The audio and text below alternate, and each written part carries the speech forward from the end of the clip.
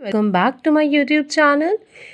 आज हम लोग पढ़ेंगे chemical equations and reaction, first chapter of chemistry class 10th।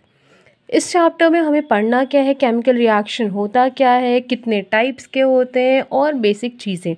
ठीक है, तो हम लोग सबसे पहले पढ़ेंगे केमिकल रिएक्शन या किसी भी चीज़ का चेंज रिएक्शन का मतलब क्या हुआ।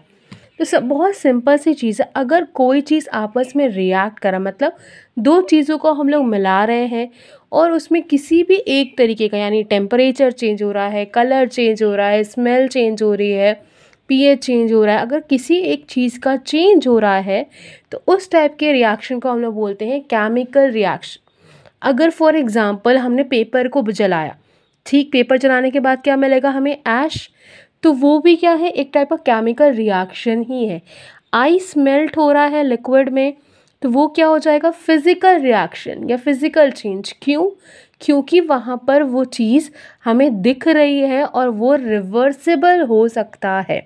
हम लोग आइस को, लिक्विड को वापस हमने आइस में कन्वर्ट कर सकते हैं, लेकिन अगर पेपर को बर्न कर दिया तो फिर से हमें वापस वो ऐश से पेपर नहीं बना सकते।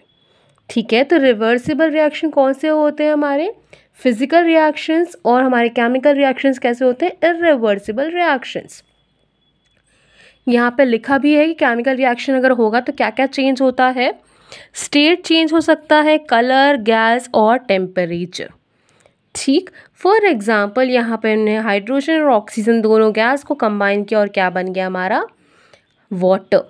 ठीक है, वैसे ही यहाँ पे हमने कैल्शियम कार्बोनेट, हमने क्या किया, कैल्शियम कार्बोनेट का डिकम्पोजिशन किया तो कैल्शियम ऑक्साइड और हमें CO2 यानी कार्बन डाइऑक्साइड गैस रिलीज हो गई।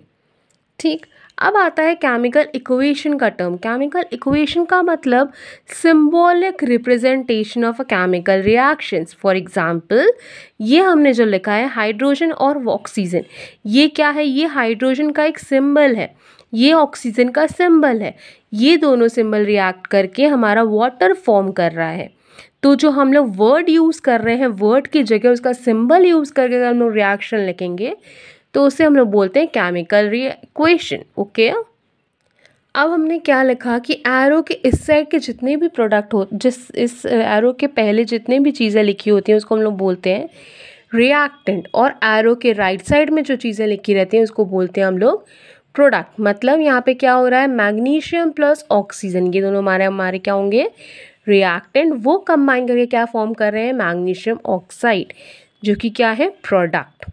ठीक, फिर नेक्स्ट टॉपिक इस चैप्टर में पढ़ना है बैलेंसिंग इक्वेशन। बैलेंसिंग इक्वेशन का मतलब बहुत सिंपल है, बैलेंस करना।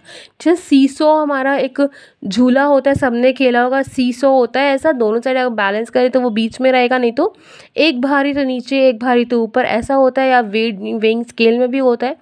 यहाँ पर बेसिकली क्या करना है, हमें बैलेंस करना है इक्वेशन को।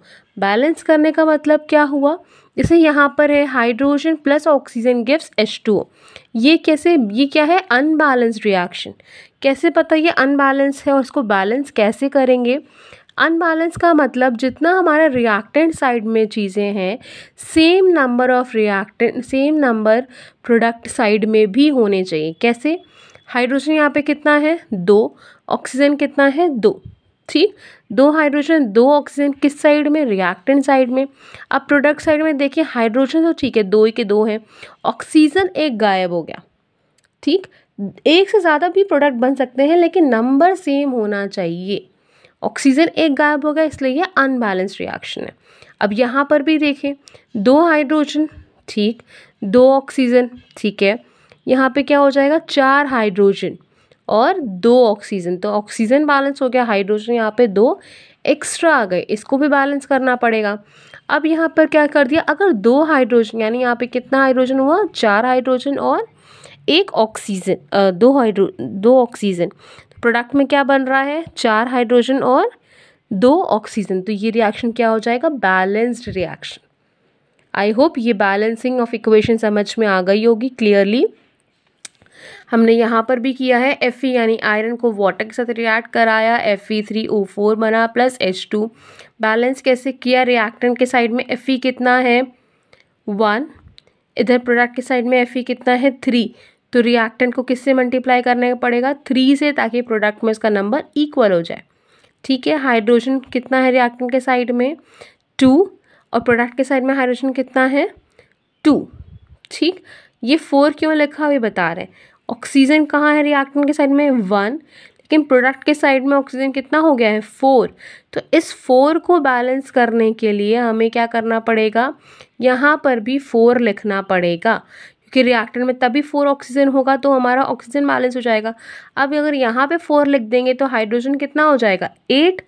उस वजह से हमें रिएक्टेंट में यहाँ पर हमने 4 लिखा है। आई होप ये बैलेंसिंग समझ में आ गई होगी। इसके बाद जो नेक्स्ट टॉपिक है इस चैप्टर में है वो different type of chemical reactions हैं। कितने अलग अलग टाइप्स की केमिकल रिएक्शंस होते हैं, कैसे रिएक्टेंट कंबाइन करके नया प्रोडक्ट फॉर्म करते हैं, तो वो सारी चीज़ें डिटेल में हम लोग नेक्स्ट वीडियो में पढ़ेंगे। आई होप आज की वीडियो जो इंट्रोडक्टरी वीडियो है क्लास 10th के फर्स्ट चैप्टर की समझ में आई हो, क्लियर हो टॉपिक, बहुत इजी टॉपिक समझ में बताया है मैंने। अगर फिर भी कोई डाउट रहा हो आपको तो प्लीज़ कमेंट लिखना और मैं उस कमेंट का आंसर ज़रूर दूंगी। Till then keep loving, keep supporting, like, share and subscribe to my channel. Thank you.